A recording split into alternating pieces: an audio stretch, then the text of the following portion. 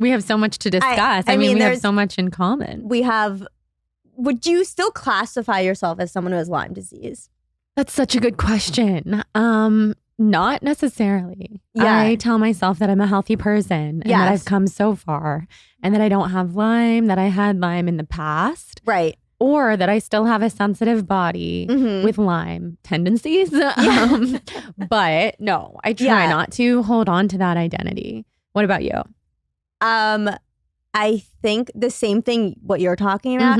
I think sometimes if I have Lyme symptoms, I then am like, it's Lyme, it's back, it's blah, blah, blah, like run to the doctor, go do this. And it's just, it becomes like hard not to identify what had happened in the past when something like took over our body. Do you know what I mean? Oh, of course. I mean, same. Like if I have a cold, which makes me tired, I'm like, this is horrible. I'm a sick person. Like that's what happens. And I try to rewrite that story, which is why I tell myself I'm a healthy person. But like when I had COVID once, it wiped me out. I was fatigued like every other person who had it. Yeah. And I was like, of course, well, I had Lyme, so I'm going to be fatigued forever. It's the PTSD. Yeah. I think the PTSD, like recently I've had to go on oral birth control and I've never really wanted to go on it, but I've been having these cramps and oh my God, they think it's endometritis, whatever. Oh yeah. They think I might have endo. Wait, that's crazy. We could talk about that doctor too. Because so they thought I had the endometriosis, I don't know, some name. Endometriosis. And I was having these cramps and I just never had like bad cramps in my life. And they're like stabbing pain. They're very uncomfortable. So the doctor was like, go on this oral birth control. And it has helped the cramps, but I'm getting out of it. But it was making me so fatigued. Like it brought back memories of when I like first got Lyme and like that weighted heavy feeling of being tired. And so it took so much like mental work to be like, no, this is the birth control that's making me like this. Like, it's just like when you're in it, it becomes so scary because it's triggering something. It's so triggering. It's triggering to get sick after you've had a chronic illness and been in bed. And I think even like if you're not someone who has a chronic illness, people get triggered all the time. If they had a bad flight, they get on a flight, they get triggered. If they fly over Texas, because the last time they flew over Texas, the plane dropped. Like there's so many triggers. And I think with having an autoimmune disease or used to having it, you become so hyper tuned to like how you feel. And then I think sometimes, you like get a headache and then you're like, oh my God, like this is the Lyme again. Or your brain starts to like rethink that. So it's really telling your brain like, stop, bitch. Yeah, it is. Like you have a little headache. This is not going to bring you back down. So yeah, it's a lot of work. I love that approach. It is. I know. And it's good to have someone in your life who keeps you grounded. You are still with your boyfriend? Yes. Yeah. So like if he keeps you grounded or your mom or something, because for example, I am like a extreme thinker. Okay. So with my husband, even this week, he was like, do you see how you jump to conclusions? Yes. And it's so negative. And for someone who, like I teach people how to be spiritual, how to calm down, how to meditate. But I jump to conclusions just like everybody else. Yeah, it's a lot. I don't know. I think I obviously listened to your podcast and like, I think you say that you were already a sensitive person like pre-Lyme. Yes. And I think I was like that too. And then I think when something takes over your body and you have no control what's happening, like when I first got sick, I was in college senior year and I like woke up feeling so exhausted and like blurry vision and my brain felt weird. And I was like, something is off, but I kept like pushing it to the side. And then eventually my mom was like, come home, like you might have a brain tumor. Oh okay, so I don't know if like my mom... She's not keeping you grounded. No, I don't think she's really keeping... Love she her, does though. kind of keep me grounded, but I was going to say like, I just think... Yeah, it's hard not to be in that. When something has happened to you like that, it's hard not to feel like you're all of a sudden like in fight or flight. With Lyme, like you have to be so proactive. And the more, unfortunately, you push Lyme under the rug and your symptoms, it kind of builds up. Yeah, totally. You know what I mean? Over time, that's the thing. I'm like, if you experience something now, you just want to nip it in the bud because for both of us, I think with Lyme, it persisted for years without realizing how bad it was really getting or what it was. And so, okay, so your husband keeps you grounded though. Yes, he keeps me grounded. So does your boyfriend keep you grounded by any chance? He keeps me grounded. We've actually had like a talk recently, not about babies, but a talk because like I said, I've gone through like, I don't want to say a Lyme flare up. I think just these cramps and then the birth control, and I was crying I've just been through like an emotional change, and I'm now so hyper tuned to like every single little crazy thing I feel. I'm like, my knees hurt. Why do my knees hurt? I Google it. Oh, weird side effect of birth control. Totally. You know what I mean? They're like rare side effect of birth control. Like some people might have blurry vision. So he was just kind of saying like, I'm really worried about you because I feel like it takes, recently I've noticed the past like 6 months, it seems to take up like 40% of your brain. Like you're able to like function, but it's like this thing I see you doing in the corner of the room and you like black out. You know what I mean? So he keeps me grounded in the sense of like, you're fine. Like you're going to be okay. You know what I mean? And like, how can I help you trying to like get out of it type of thing. Yeah, that's amazing. Yeah. I mean, it's good to have somebody who's tuned into you, who notices what's taking up your time and your energy and your brain space. Yeah. Now, my mom is not that. My dad is also very calming. Mm-hmm. He's a dentist, so like I feel like I trust him even more sometimes than like my boyfriend, but also I'm like, he's just a dentist. Like he thinks he knows more things. He's just like, you might have, they think you have endo? Like, and he like Googles it. He's like, but they say like it would show up on the MRI with lesions, but yours didn't show up. He's like, I don't think you do. I'm like, Dad, I'm gonna be honest. I'm gonna trust an OBGYN a little more than you. A dentist. A dentist with a computer in front of him. You know what I mean? Yeah, I love that though. He's invested. He's very invested. Mm-hmm. Yeah. Love that. Okay, so what's everybody's signs? What's your sign, your boyfriend, your mom? I'm a Taurus. Oh. Yeah. Love. I wouldn't peg you for a Taurus. I think though, okay, I'm not like so good at astrology, but I'm a Taurus, but then my rising is a Leo. I knew it. That's how I like come off. I mean, you are such a Leo rising. Yes. Like that's like personality, like how I come off to you. How people see you in the world. Yeah. Yes. But then inside I'm a Cancer. Oh, Cancer moon? What's a Cancer? Yeah, like the emotion. Yeah, that makes sense, I guess. Yes, I get along with Cancer moons because I am a Cancer moon. Oh, okay, so good. I seek Cancer moons like unintentionally, but we always get along. Okay, I see it. I mean, the Leo in you is prominent. Yes, for sure. That is. Because for people listening who don't know, you're a stand-up comedian, and we're going to get all into that. Mm-hmm. And then what about your boyfriend? He's a Gemini. Okay. Yeah. And your mom? She's a Scorpio. Ooh, so her birthday is like now? Her birthday is the 9th.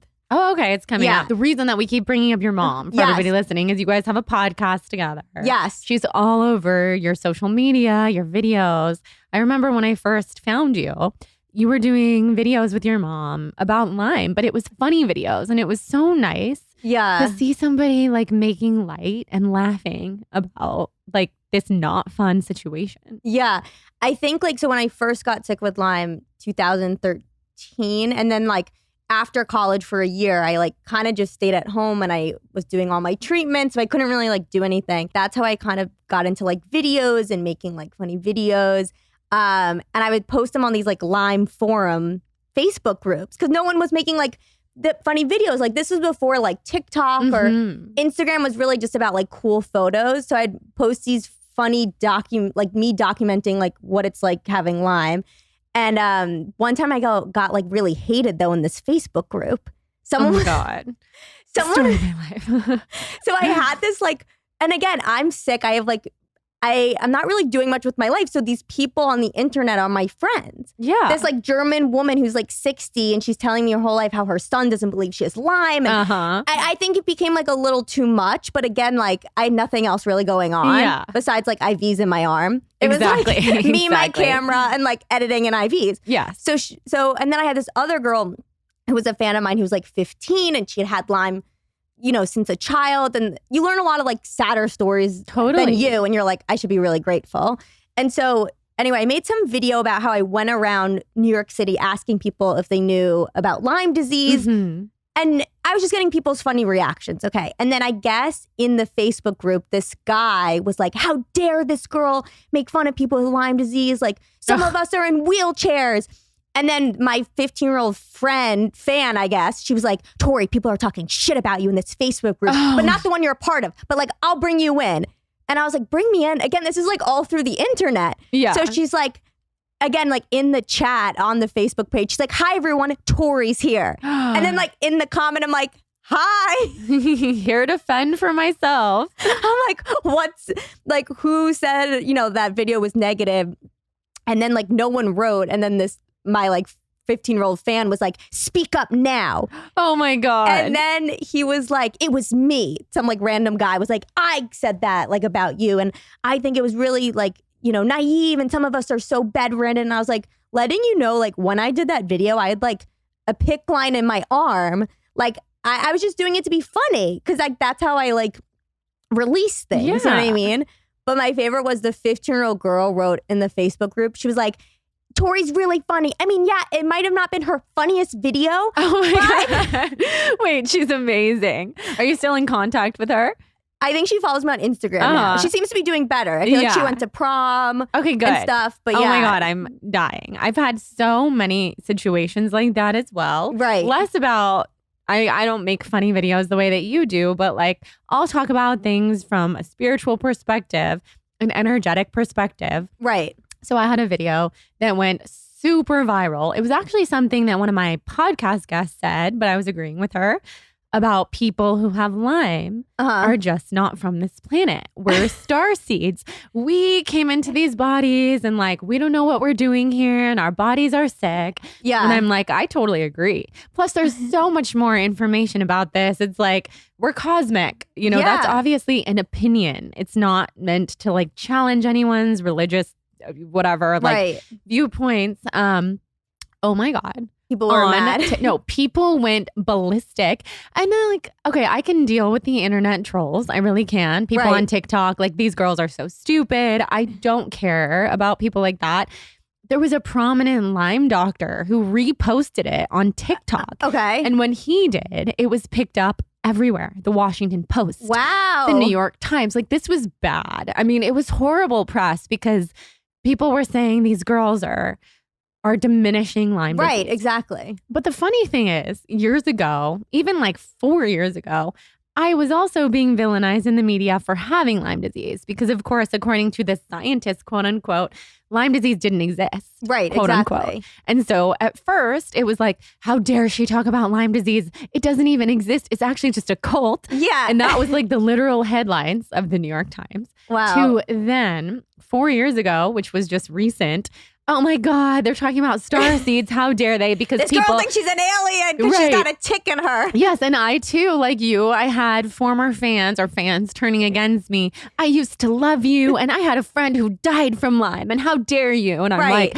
I had Lyme. I suffer too. Like, am I not allowed to discuss? Are we not allowed to have opinions? Well, to give you like a part 2 of this viral video, I kind of also agree that maybe people with Lyme disease are slightly aliens. Right. I don't think we're aliens. I think because I know that people with Lyme disease are very affected by the moon. Yes. And I'll never forget, I was seeing this doctor in New York who, and like, I feel like as I've gotten older, I've definitely become more I guess, I don't know, woo-woo, I guess you can say. I wasn't always like this, but it's gotten more about that anyway. And so this doctor I felt like was really, like he was a Lyme doctor, but I felt like he was really grounded. You know what I mean? Which is like what I wanted at the time. And then we were talking about my period or whatever. And then he was like, well, do you get your period around the full moon? And then I was like, at that time, I was like, I'm with a quack. Exactly. But now I'm like, no, I understand what he's saying. Yeah, do you know what I mean? And I love him for saying that. Because I think why we're affected by the moon, now help me out here, the tick, which is part of the earth, goes in you.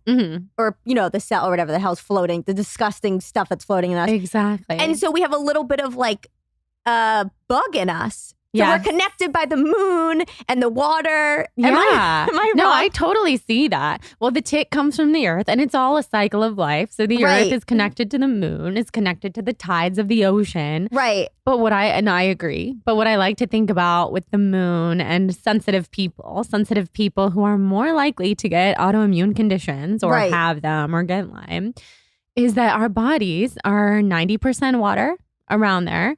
And imagine the water, the ocean, the tide, fully affected by the moon, like completely. And so with our bodies being 90% water, how could our bodies not be affected by the moon? Exactly. And I think that little like, I know when you get bit by a tick, they bite you. How I always say is like the little bit of their blood sucks into your blood. Mm-hmm. So it's like we're connected. Yeah. But you know how like when you're younger and you want to be like blood sisters with someone, you still, yes. I didn't do this because again, I was like an anxious person. Oh, okay. You did. You were wild. I know. You like, cut a little of your finger and the friend does. And you're like, now we're related. Yeah. It's like, I feel like I did that with the tick, but I'm like, I didn't really want to be related to you. Yeah. So now we're part tick forever. Yeah. I'm part tick. Do you remember getting a tick bite? No, I never saw it. Me neither.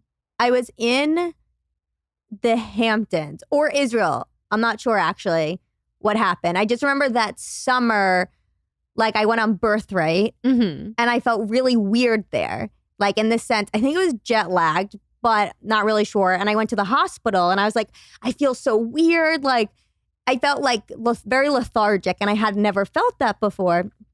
And I had told him, he's like, did you drink water? And I remember when we went on the trip, they kept being like, drink a lot of water because you're going to be dehydrated. So basically, I overhydrated myself because I'm an anxious person. Yes. So I overhydrated myself. They could tell by my pee. And then he was like, you're fine. You're just like overhydrated. I don't know if that really was the case. Maybe it was jet lag. Mm-hmm. Maybe it was I got bit by an Israeli tick. I'm not really sure. Overhydrated seems better than dehydrated. Right. I would think. I'm not really. So then a few months later, I was helping my mom out who had like a Pilates studio pop up in the Hamptons. And I spent like 2 months there helping her. And then, like a few weeks later when I left, I remember feeling like really tired after a workout. I feel like when you have trauma, you remember these slight moments leading up to the big moment. The breakdown. Yes. I remember like having a Pilates class afterwards being like, I'm so tired. I've never felt this. This is strange. Maybe I didn't eat enough today. And then everything fine. This was like 2 weeks later, went to college, was like at a party. And I was like, I feel so weird. Like my head feels weird. And then one day I just woke up and it like all just hit. And like I said, my mom, I was texting her and she was like, come home, you got a brain tumor. And I was like, and I was so studious. I was like, no, I'm fine. Like, I'm going to finish this class. And then my dad like drove from New York to Boston to pick me up. Mm-hmm. And I went to the pediatrician at the time because I'm like 21. I never had any health problems. Yeah. Like, I didn't have a doctor. Right. You know what I mean? And she tested me for Lyme. Oh, wow. And she came back positive. Oh my God. So I knew like really within like 2 months that I had it. And I went, so I didn't really go like years without knowing. Mm-hmm. I think what had happened was I did do like the normal doxycycline treatment for a few weeks. Actually, a few months, I went to see like an infectious disease specialist, not a Lyme doctor. And then I just kept kind of like, they kept saying, oh, it takes so long to get better. And I'm being like, I just don't feel normal. I remember being in like Skechers in Soho and like trying on shoes and I like love shopping. And I was like, I'm so tired. I just want to go home. And then that summer I had like 4 internships and I was filming all these videos. And just like the Lyme was like slowly building up. Like my knees, like achiness in my knees, crazy anxiety, like, agoraphobia. Like it all started to build up. And then I saw my doctor, Dr. Raxlin, who was like, okay, you've gotten to a point where you're not, you know what I mean? Like, let's do a big treatment. Let's do like IV antibiotics. Mm-hmm. So I did that for 8 months. And I would say that got me like over the big hump. Do you know what I mean? Mm-hmm. But then I've had a lot of like little things since 10 years ago that have come up. Do you know what I mean? There's lasting effects. But sometimes I think it's like sometimes psychological. I know. It's tough. And so much of what you're saying, I'm so happy you're sharing all this because it's so good for people to hear. Lyme manifests in so many different ways. Yes. And whether you treat with doxycycline, which by the way, the whole camp of people who say chronic Lyme doesn't exist, which is why I was called a cult leader or a cult member more so. Is because they say if you take 2 weeks of doxycycline, it wipes Lyme out of your body. Right. Now, that is not true. Like in your case, it's not true, but in anyone's case I've ever heard of. Right. Maybe if somebody found out that they got bitten by a tick, same day. Like I always tell people, if you found out within like 1 to 2 weeks, like you might be good. Yeah. I've never seen it be good, but I've heard that that's possible. Yeah. But also, yes, the lasting effects are so real. So even for those of us who healed and feel better, it just like it leaves you with this sensitive body, and it kind of takes very sensitive. It takes something from you, like you said, the tick takes something from you, or Lyme itself. The tick left and was like, ha ha ha. I took a little piece of your gonna make you sensitive for the rest of your life. Yes, totally. And those like of us, the Grinch. Yeah, those of us who were already sensitive, like it just makes you even more sensitive. Yeah. So I totally relate to what you're saying, being in Skechers, because I have a similar experience where I was in Rag & Bone in Brentwood. I love Rag & Bone. Me too. And I lived at the time, and I actually still do, lived within, I don't know what it would be, like 0.2 miles from Rag & Bone, like really, really close, maybe even less. In Brentwood. And my parents, they would go in there all the time. So I was on a walk with them. We went into Rag & Bone, and I was thinking we're going to have to walk home after this. And I was so tired, but I was like pulling myself through. Right. And I remember thinking, I don't know if I have the energy to get home. It's across the street. Yeah. It's like across a long intersection and then like 300 more feet. And then I'd be home. And I just remember looking at my dad, who's in his 70s, and he's like, has all this energy. He's just like ready to walk home. And I'm like, I literally think you need to come home and then pick me up. Right. And my parents, of course, were like, what's going on?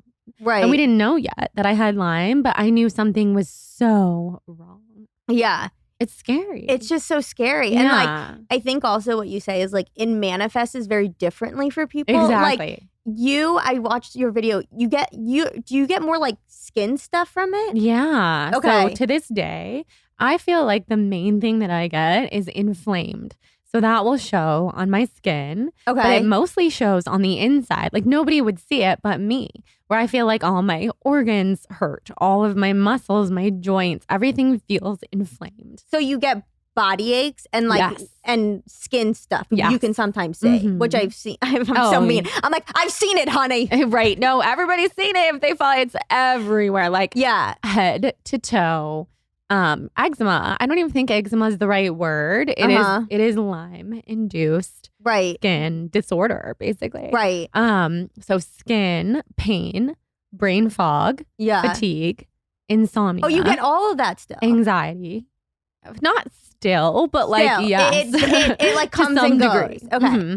And I wanted to ask, because I feel like you, like, since you have a kid and I don't have a kid and I want one eventually, even though I know I look young, but not that young. How old are you? 32. Oh, okay. Yeah. So we're like the same age. Yeah. I'm 33. Oh, okay. And on your second. So, all right, we got it. Get number. But yeah, I think it's like, how do you, as a mother, I'm curious to know, like, how do you handle your symptoms? Do you think having a kid is almost like help you get out of your symptoms? Because I feel like even though I'm able to like do everything in my day, I think especially now with my boyfriend saying my brain is 40% like, oh my God, okay, I feel this. Oh my God, okay, I got to do this. Like, so how have you as a mother dealt with having an autoimmune disease, but being present? Has it helped you being a mother because you feel less in your head about your own stuff? It's such a good question. I feel like it has made me the mother that I am, that I was supposed to be, because I'm so aware of everything. Like when it comes to Atticus and his health, like the doctor that we have for him, I am cutthroat. Because I don't want him to go through anything that I've ever been through. Right. I'm like, we're not just going to put him on antibiotics because somebody said that he needed them. Like, we're going to do celery juice and we're going to do this. And basically, it's made me such a more holistic person. Right. Which I do feel one of the gifts of what I've been through is that my children will not have to go through what I've gone through as much because of what I know. Because of what my parents didn't know, which like it's not their fault. Right. So that's one. But in terms of having energy and all of that, I will say it's a challenge. Yeah. Just like, I mean, anybody who's had, whether you've had Lyme or any kind of autoimmune, or if you're just a fatigued person, like it's hard. It's hard to have to show up for a child when 4 p.m. rolls around and I'm desperate to get in bed and watch The Real Housewives and read and like have my husband take care of everything. Yeah. I can't, because as involved as my husband is, like kids need their mom. You have to be there. You have to be out of bed. Yeah. So that's a daily challenge for me. But it's also something that, kind of to your point, has made me healthier, because it's made me realize anything that was still psychological or psychosomatic, I have had to just snap out of it. Like psychologically, I do feel like I need to be gentle with myself. I need to rest. I need to take baths. But I'm like, oh shit, I can actually handle so much more than I thought that I had to. Because I have to now. So that's a blessing. And I think anybody who's worried, which I know there's so many listeners who have had Lyme or something like it, who are like, I don't know if I'm ready to be a mom. You can handle it. I promise. And your kid, on a spiritual level, chooses you. So like Atticus knows, like, I might not be the Energizer bunny that some moms are, but he's okay with that because he chose me. And we can lay in bed and we can cuddle. And he can be really, really close to his dad and his grandparents, because I do need my time. So yeah. I mean, that's because I always see you and I'm like, she, just like, okay, how does she do it? I mean, my sister has a child and she's always tired, and she, I would say, has like a good immune system. But I wonder how like people do it. But I think it would maybe help a lot with like just some of my head, like hyper attuned to like how sometimes weird things happen. The energy, like how have you dealt with like, because I feel with Lyme or anything else, I need 8 hours of sleep. If I get less than 8, I feel hungover. Same. Totally. I feel hungover, and it's horrible to say. And I hate people. I'm going to say, maybe I'm bitter. I hate those people that are like, oh, I got like 5 hours last night, 3 hours the other night. Yeah, I'm going to party this weekend. I'm like, I literally, if I have coffee, it messes up sometimes my whole day. Same. So what about the people who wake up at 5 a.m. and they're like, I slept in today? Oh my God. I'm like, I am not like you. We are not the same. So it's like, obviously as a mother, parents are always like, every video I see is like, I'm exhausted, I'm a mother. But like, so how do you, deal with like having a kid and then also still, we need to, unfortunately, we need these extra moments, these extra things for us to kind of like be I guess, functioning. Yeah, you know what I mean? High functioning for sure. Yeah. Such a good question. So I've become unapologetic about my sleep and the stuff that I need to thrive as a mom. So basically, I would recommend being with a partner who's more of a morning person, who's okay with getting up with the kids, because kids do get up earlier. Like, thank God my child is half my DNA. So he actually does not wake up that early, which is amazing. But when he does, and even at the time that he wakes up between 7:30 and 8, like Jonathan gets up with him there's 7 days in a week, 6 days out of the week. And then I get up with him on Sundays. So I know not everybody is going to have a partner who's like willing. But it works for us because I'm like, if you want me to be a thriving mom, a thriving wife, a thriving podcast host, like that's what I need. So when you have a newborn, all of that goes out the window and it's just survival mode. But that's just for a brief period of time. And so during that time, like, it's funny because if I am looking on the outside and I'm like, okay, that's going to happen to me for 6 months. I'm not going to sleep. I'm going to say to myself, it's only for 6 months. But I think when you're in it, you're not even thinking about like. No, like it feels like you're going to be in it forever. So when we first had him, I will say there's just this like maternal instinct that just overtakes you. And you just become a different person. Like, whether that means that you're functioning off of very little sleep, you're nocturnal, you're exhausted. Like, it's kind of a rite of passage. But I also don't subscribe to that whole like, I'm a mom, so I'm exhausted type of thing. So I don't really like those videos on TikTok, Instagram that are like, I'm a mom, so I'm a mess and I'm exhausted and my like all this stuff, which like, yes, it's true. And I'm happy that people are making other people. You're a mom and you look adorable. Thank you. But I have an almost 2-year-old. So like the first 6 months of his life were not like that. But also I consciously chose to take time to step back from work because I had to. I'm sensitive. I had to assimilate into this new role.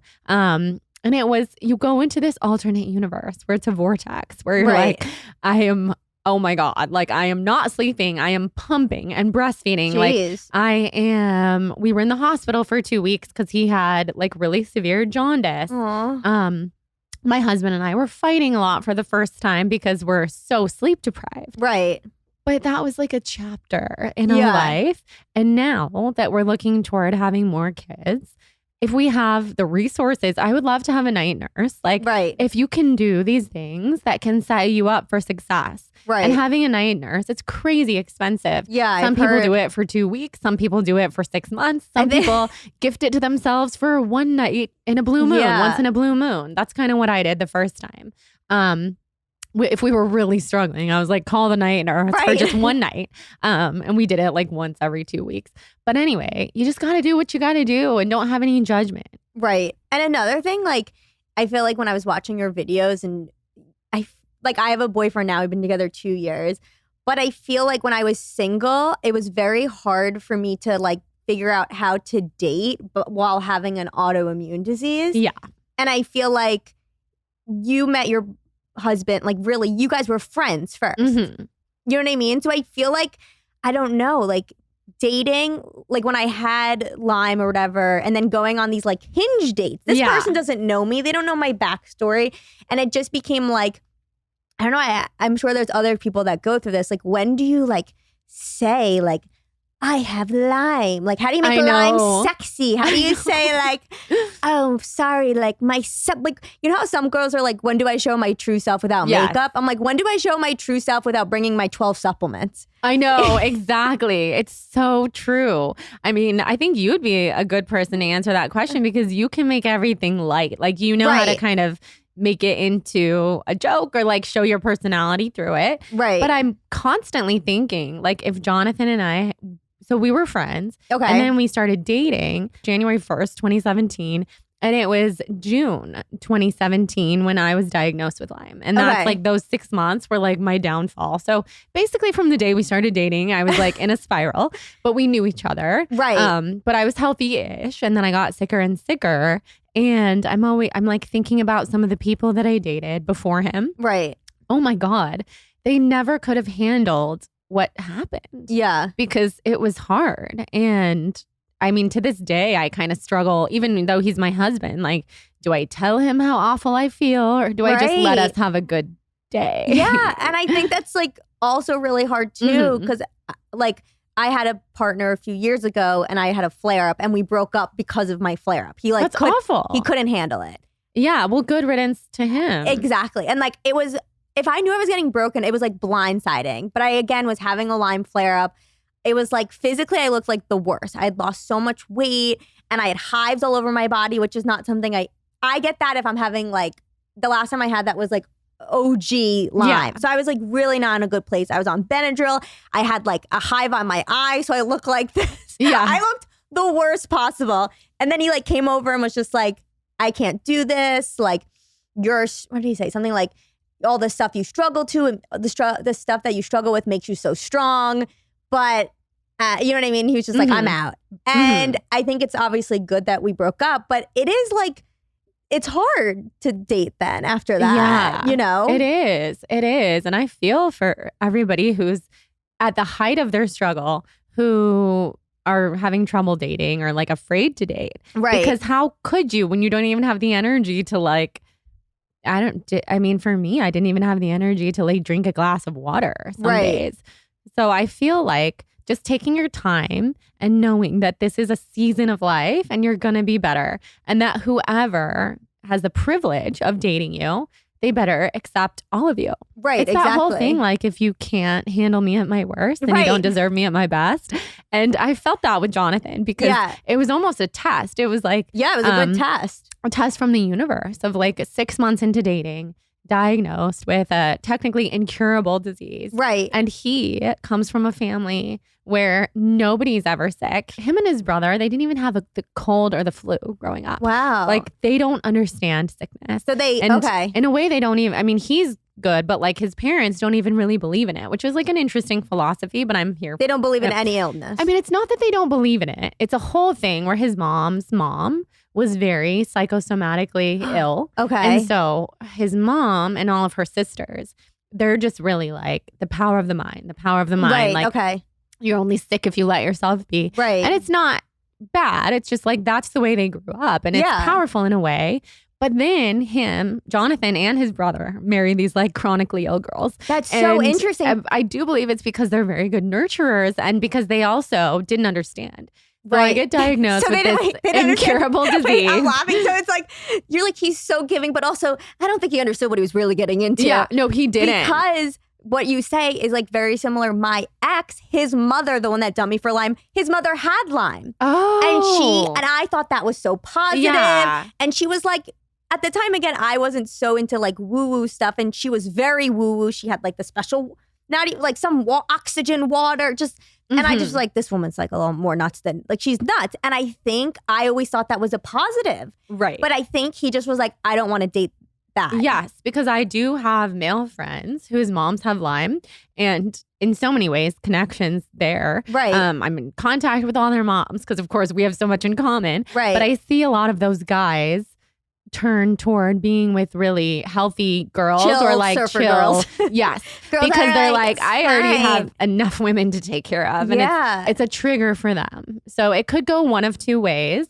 But yeah, since Jonathan didn't understand, like a few months into my treatment, I mean, we would have all these things where I'm like, do you know what Lyme is? And he'd be like, no, I really don't. Like he's just in such an innocent place. And I'm like, then read a book because I need you to know what I'm dealing with. And he learned. And I trained him like a puppy. And I'm not ashamed to say, like, and he learned, you know, and he was up for the challenge. Right. But if he hadn't have been, we wouldn't have worked out. Yeah. And I think they do. And like my boyfriend now, he comes from a family that's like never sick. You know, nothing's wrong. Like you stay home unless you had like 110, like just get out of bed. You know what I mean? And so I think for him, he's had to like understand a lot, understand stuff. And like he's very nurturing and very caring and very thoughtful. So I think those qualities kind of overcome his like natural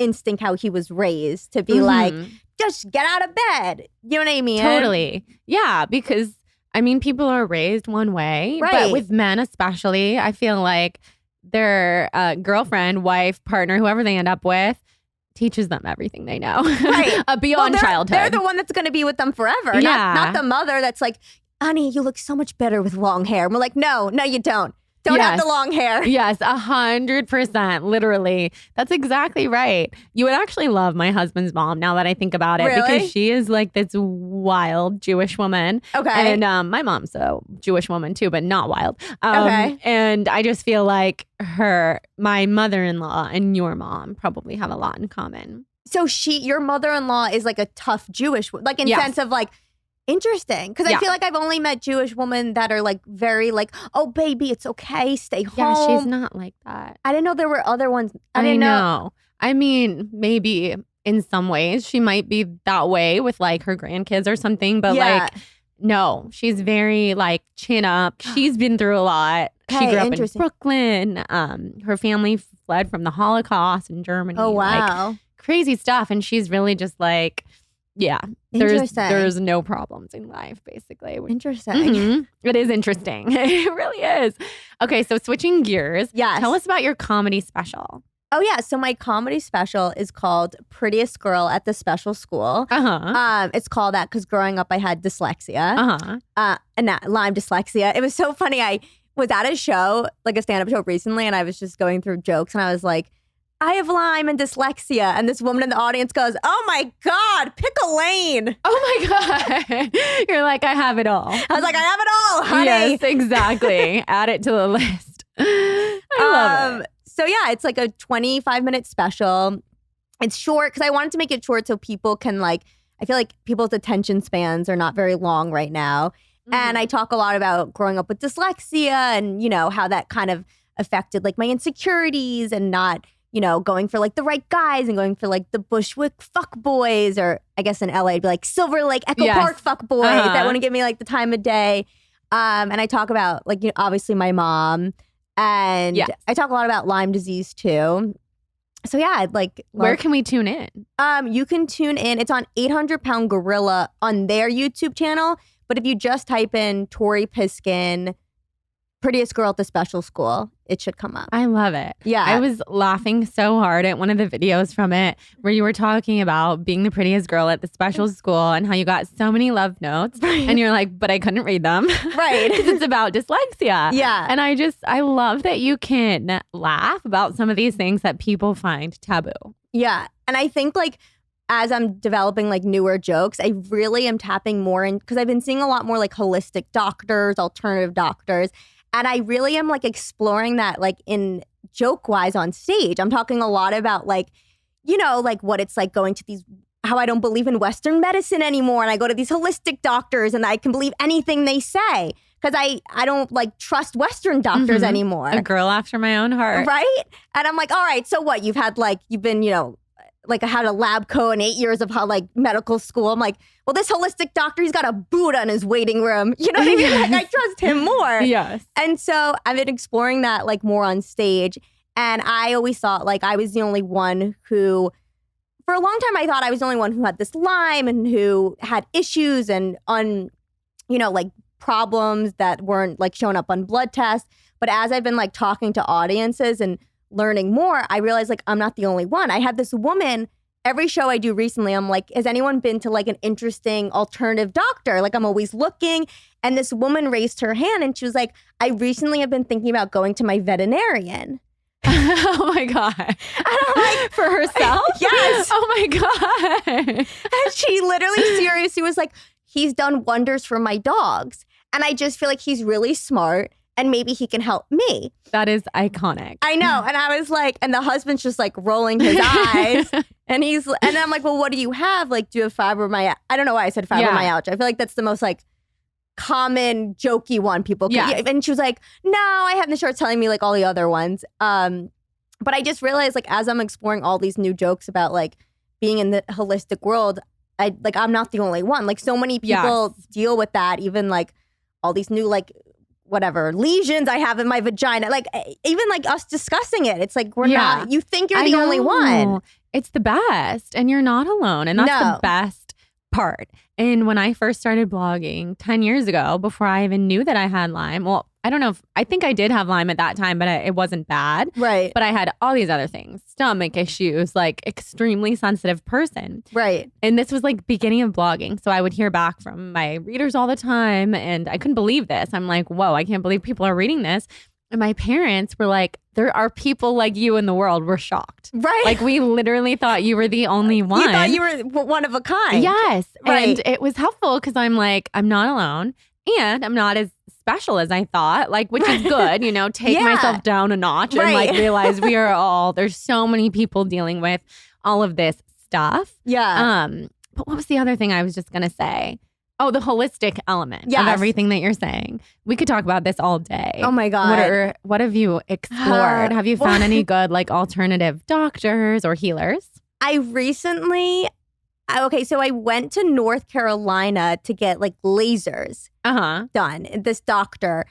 Lasers, because I feel like the remaining thing I still have with Lyme a lot is like brain fog and which I hate because I like. The worst. It might be the worst symptom because it makes you feel so out of it. Yeah, and it's like it can get worse sometimes, but it's never like fully gone away. Do you feel like that? Oh, I totally feel like that. You do? This is making me feel better. You're not alone. No, the brain fog sucks. Yeah. And there's rarely a day where I feel 100% alert. It's very strange. And I have like full on memories of like how I like used to feel prior to like Lyme. I mean, like, Me oh my God, too. my brain felt like so clear. And then I'll never forget moments of like after Lyme, I could like never get my brain like fully back.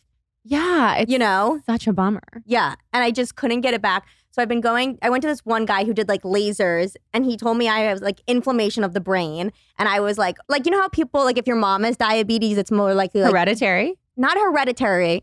More Producer? likely? No, yeah, like prone. Okay, prone. More prone to happen because of Lyme. He just said prone because he was asking me stuff about my childhood, which when I tell my normal friends this, they think I'm crazy. Like, and I have this as a joke where he told me, he was like, so let me ask you a question. When you were younger, did you like spinning around in circles? And I was like, no, it actually used to make me really dizzy. He goes, inflammation of the brain. You've had it since you were a child. He goes, you're prone to inflammation of the brain. Oh, wow. So I kind of believe him. My non-holistic friends think I'm insane. I mean, I'm like on the holistic scale off the chart. So I relate. I resonate with what he's saying. We agree with her. The aliens are with you. Yes. So I did that. I've been recently seeing like an allergist, but through muscle testing. Have you done that? Yes. Okay. So that was really funny. Recently, I've been doing a lot of that. And he starts telling me about, I really like him. He's in LA. He's like really nice. I like him because I feel like he doesn't freak me out. Some nutritionists I've gone to were like, oh my God, your liver level's 3 higher. Yeah. And then it makes me nervous. Or you might have MS. I'm like, I don't have MS. You know what I mean? Like you're scaring me. Sometimes I went to some nutritionist where I would leave and I would start to cry. I felt so overwhelmed. So I like this new holistic guy at muscle testing. If you don't know what muscle testing is, I'll try to explain it. It's a vial of the substance of something. So like say people usually do it more for like food related. Like say if you want to see if you're allergic to melon. So they take out the substance of the melon. I'm not a doctor. Could be saying this wrong. Whatever. It's a vial. You're saying it right for sure. Yeah. It's a vial and they put the vial on you and then you put out your arm. And then if he can push down your arm, it means your body doesn't like melon. Okay. Exactly. Right. And so he gives you certain supplements and blah, blah, blah. And so recently, I go to him and I, 5 years ago, would have thought this arm testing was bogus. Like, this is nuts. A lot of people think it's nuts. You know what a lot of people do. Like, you like this, 1, 2, 3. Yeah, you still got heavy metals left in you. Yes. So he starts telling me about how he like wants to date. He starts telling me about his like dating life. And he's like, I want to date more, but this girl I went out with, I don't know, she's a little strange, maybe too hippie for me. I'm like, hippie for you? You literally, she must be a real hippie. You literally just tested my arm and went 1, 2, 3. No more Lyme left, but Babesia maybe. Yeah, 2, 4. I'm like, I'm dying. You like the girl doesn't have a TV in her living room, but you have a book in your waiting room that's called like how the government is like killing us through produce. Right. You know what I mean? That is amazing. But I like him. I think, I've done a lot of that. I've done a lot of recently writing in journals about times, like I said, when I'm in a moment where I, because of birth control has made me so tired recently, I think I'm going to be in it forever. So I recently have been writing in my journal for like 15 minutes a day, being like times I felt well post Lyme. Oh, I love that. Because when I'm in a negative, when I'm not feeling well, my head can have 20,000 memories about times I don't feel well. Exactly. But it takes me a really long time to think of times I felt well. So I just like sit down and I'm like, okay, this is a time when post Lyme I felt really good.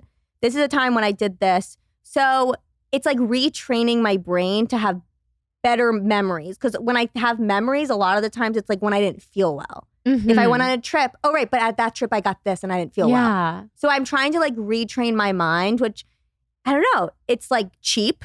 It's free. You can do it. It's been very helpful. I've been able to then like tap into like older memories that I've forgotten about. And I'm just trying to like retrain the mind a little bit. I think that's powerful. Yeah. I think it's one of the most powerful things we can do. Yeah. And I do the same thing actually with trips specifically. I use them as like a benchmark. This is not a good thing. This is not the power of the mind. I'll think back like about my honeymoon and I'll be like, I felt really sick. Oh my God, I had horrible brain fog. Like all these things. And I think we're both people who have anxiety and people who have had Lyme. And so anxiety can play on top of Lyme. And that's why we were saying like some of it becomes psychological because then you're like, well, I'm just going to manifest this again on my next trip. I'm going to feel awful because of the jet lag and sensitive body. Anyway, I love what you're doing. And I could talk to you forever. I know. Oh my God. I want to ask you a couple rapid fires that I ask everyone. We talked about your sun, moon, and rising. Do you know your human design? I don't know. I think I think I did it once and apparently I don't know if this is right. I'm really good if like someone tells me what to do. Does that make sense? I'm not like a manifester. Are you a projector or a generator? Maybe a generator. I could see you being a generator. If someone gives me direction, I'm really good.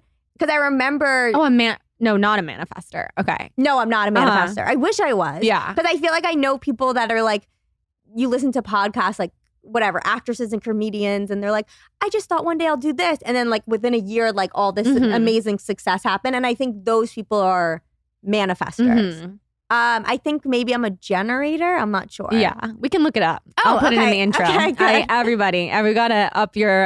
You can put it in your holistic comedy. Like, I'm a generator. Yeah, your audience will be like, "What the hell is Which human means design?" I can turn the lights on and off, baby. Yes, I could see you as a generator. Okay, good. Is that a good thing? Yes, okay. I love generators. What are you? I'm a reflector. No, what's that? So we would be opposites in that sense. So reflectors are non-energy beings. So all of our chakras are wide open.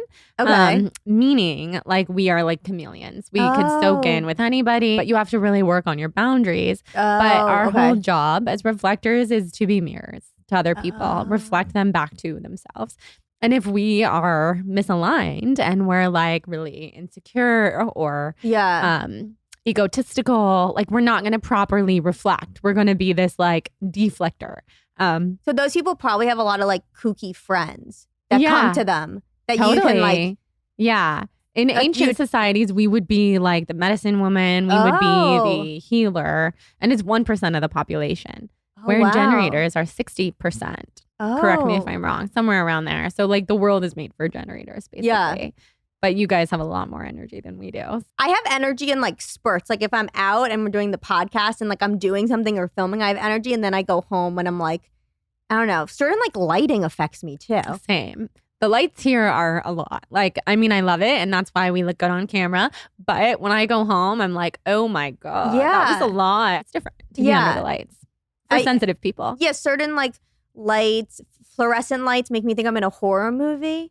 I don't like fluorescent lights. It reminds me of Dr. You-know-who's office. Literally PTSD. That's horrible. I know. If you could be in a room with 3 people, living or dead, who would they be?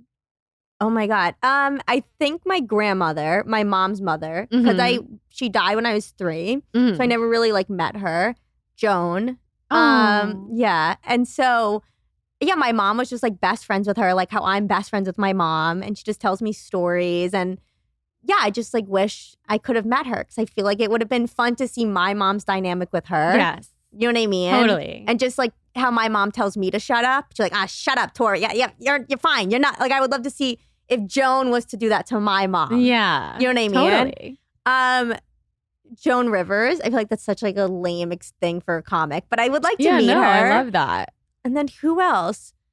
I don't know. I can't really think of any dead people. I don't know. My dogs. Yeah. I love it. I just love my old dogs. Yeah. Kobe and Connor. Oh. Like the Kardashians. We always name them. Yes. The K's. The K names. Yeah. No, Kobe. Yes, K's and then they were C. Oh, yeah. No, Kobe Connor. Yeah. Well, I'm dyslexic. You're not. So you let me know if that's spelled right. It sounds like they would be K names. I love it. And then who are your mentors, if you have any? Or inspiration, people who inspire you.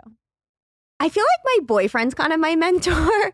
I feel like creatively we have like a very strong sense of like, I don't know, creative being. And like, that's kind of, our relationship is like very built on that. Like, obviously I'm not like a rock climbing couple or like surfer, but like creativity, I feel like he inspires me and he like pushes me a lot. And then who are I don't know. I also love this comic. I like know her in the scene, but I'm not like that close with her. Jessica Kirson. Okay. She's really funny. I feel like you should watch her. Yes. She's Jewish. She has been in the game for like 30 something years. And I saw her like first when I started stand up like 9 years ago. And she was the first person that like made my like stomach hurt. Like my stomach was like hurting. Just like, I don't know. I wouldn't say she's an impressionist, but she just goes into character so well and has such like a funny stage persona. And now she's like really big on social media and just does really funny like clips. And I just feel like I just like relate to her. I'm gonna check her out. But she's really funny. Yeah. I love that. That was my next question. Like, who are some comedians that we should all check out? So definitely her and definitely you. Yes. Abby. I mean, oh my God, there's so many comics right now. It's like crazy. See, I don't know a single one. Really? Like, that's what I don't know about. Yeah. It's so funny. I feel like when you're in like a certain field, you feel like there's so many. And then when you're not in it, you know what I mean? Yeah. I mean, I know there's so many. Who are they? Okay. Well, obviously me. And then my friend Katie Boyle, who's really funny. She's Irish. I really love her. She's very funny. She has a special that came out too. And then my friend Masafumi, he's very funny. I don't know. I feel like what I like about all of them is they're very like real and honest. which is like my type of humor. Yeah. Love that. And where can everyone find you? So everyone can find me on social. It's all of it just my name. It's just Tori Piskin. Tori with an I, Piskin. My Instagram, my YouTube, my TikTok. What else is there? Do you have a podcast? Yeah, I have a podcast called Got It From My Mama with my mom. And if any of your listeners are in Connecticut or Seattle, I'm going to be performing in Connecticut on December 16th at Fairfield Comedy Circle.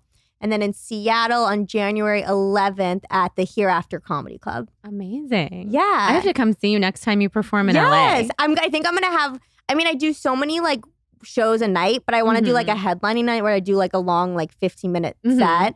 So yeah. Please do. Yes. My mom and I will come. I need everyone to come. Yeah. It'll be so fun. My mom's dying to meet you. I need to meet her. Yes. We'll get all of our holistic doctors in the front. Yes. We'll be like, I paid you thousands of dollars. Now you're going to sit 100% and pay me $40 a ticket. Literally. I know, it's kind of crazy. Yeah. Yeah, I'll bring Dr. Song, my Chinese medicine doctor. So that's who you're nutrition seeing. response practitioner. Yeah. Okay. She does the arm stuff. Oh, she does the arm? Thank you for being here. You're the best. You're so easy to talk to. You're amazing. And I can't wait for everyone to check you out. Thank you.